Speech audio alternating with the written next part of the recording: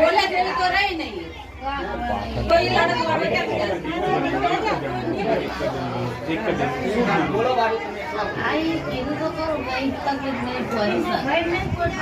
Position હતી મારી આ બધા ઢળીને ઓલા રિક્ષામાં નાખી એવી મારી પોઝિશન હતી. આવું કેમ થયું હતું તમને?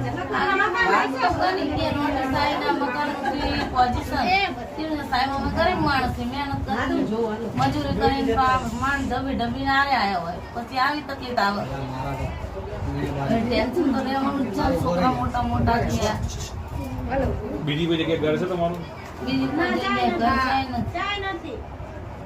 તો ભાઈ તમને એવું ટેન્શન કે ક્યાં જઈશું? હા હોય તો ખરું હોય ને બોલો કઈ દો ઘર હારા કરો ઘર હારા કર્યા છોકરા પરણાવો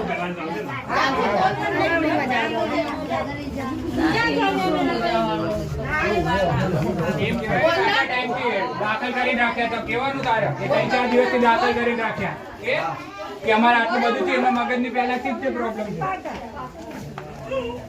અમે ના નથી પાડતા એમની જગ્યા આપી જ દીધી તો આટલી આટલે લગી ઘર છે અમારા.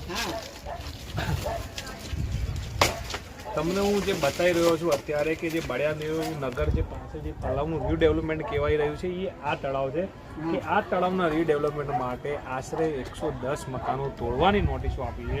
હવે તમે જોઈ શકો છો તળાવ કેટલું દૂર છે, આગળ કેટલી જગ્યા પડી છે અને લોકોનું એવું કહેવું છે કે તમે હજુ થોડી જગ્યા લઈ લો પણ મકાનો પાડવાનું ના કહેશો. અને જો પાડતા હોય તો અમે જઈશું ક્યાં, રહીશું ક્યાં? કારણ કે અત્યારના જમાનામાં લોકોને માથું છુપાવવા માટે એક છત હોય ને એ પણ જો છીનવી લેવામાં આવતી હોય એ ખૂબ જ એવું કહી શકાય કે નિર્દયતાથી વસ્તુ થઈ રહી છે. કારણ કે સામે એએમસી જોડે એટલી વસાહત માટે જગ્યા છે નહીં કે લોકોને આપી શકે. એએમસીના પોતાના પ્લોટો પણ એટલા બાકી નથી કે જ્યાં લોકો એમને કંઈક વૈકલ્પિક વ્યવસ્થા કરી આપે, પણ આ લોકો જશે ક્યાં? તલાવની સામે એવું કહેવાય છે કે આ લોકોની જિંદગીનું શું?